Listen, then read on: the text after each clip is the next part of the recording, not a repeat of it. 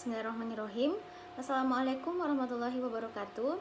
Perkenalkan, saya Hairunisa Nasir dengan NIM L0211811006. Kali ini saya akan mempresentasikan materi tentang demokrasi Pancasila di Indonesia. Demokrasi Pancasila merupakan demokrasi yang didasarkan pada asas kekeluargaan dan kegotong royongan, di mana ditujukan kepada kesejahteraan rakyat, yang mengandung unsur-unsur berkesadaran religius, kebenaran, kecintaan, dan budi pekerti luhur, berkepribadian Indonesia, dan berkesinambungan. Dalam demokrasi Pancasila, sistem berorganisasi dilakukan oleh rakyat sendiri atau dengan persetujuan rakyat. Kebebasan individu dalam demokrasi Pancasila tidaklah bersifat mutlak, tetapi harus diselaraskan dengan tanggung jawab sosial.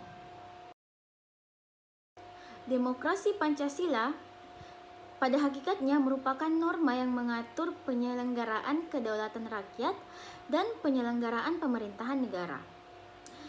Dalam kehidupan politik, ekonomi, organisasi kekuatan sosial, pertahanan, organisasi kemasyarakatan, dan lembaga kemasyarakatan, serta lembaga-lembaga negara baik di pusat maupun di daerah. Demokrasi Pancasila memiliki prinsip-prinsip yang berlaku.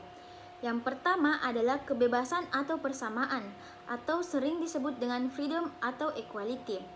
Kebebasan atau persamaan adalah dasar demokrasi.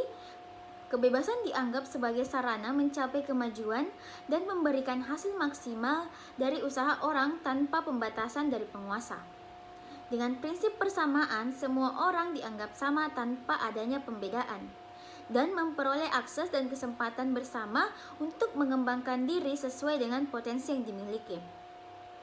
Kebebasan yang dikandung dalam demokrasi Pancasila ini tidak berarti free, fight, liberal yang tumbuh di barat, tapi kebebasan yang tidak mengganggu hak dan kebebasan orang lain. Yang kedua, kedaulatan rakyat atau people sovereign.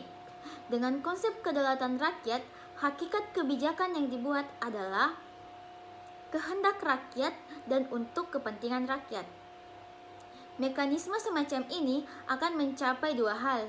Yang pertama, kemungkinan terjadinya penyalahgunaan kekuasaan sangatlah kecil. Yang kedua, kepentingan rakyat dalam tugas-tugas pemerintahan lebih terjamin. Perwujudan lain dari konsep ini adalah adanya pengawasan oleh rakyat, di mana pengawasan itu dilakukan karena demokrasi yang tidak mempercayai kebaikan hati dari penguasa.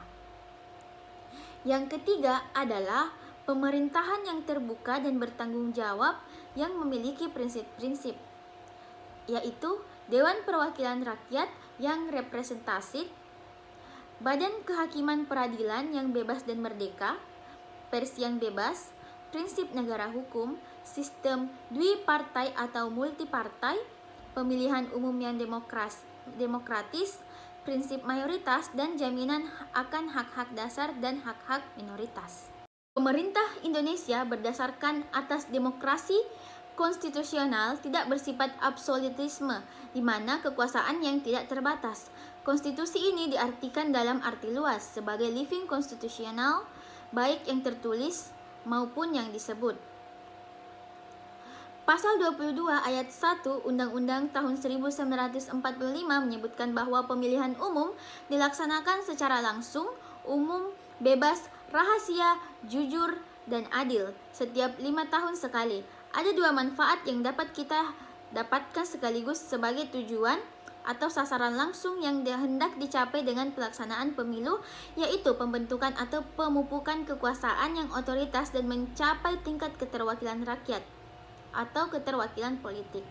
Selain itu, pemilu juga merupakan salah satu hak asasi warga negara yang sangat berprinsipil. Karena dalam pelaksanaan hak asasi adalah suatu keharusan pemerintah untuk melaksanakan pemilu. Oleh karena itu, pemilu adalah suatu syarat yang mutlak bagi negara demokrasi untuk melaksanakan kedaulatan rakyat. Serta pemilu merupakan salah satu contoh kegiatan demokrasi Pancasila di negara Republik Indonesia. Demikianlah presentase dari saya, lebih dan kurangnya mohon dimaafkan. Assalamualaikum warahmatullahi wabarakatuh.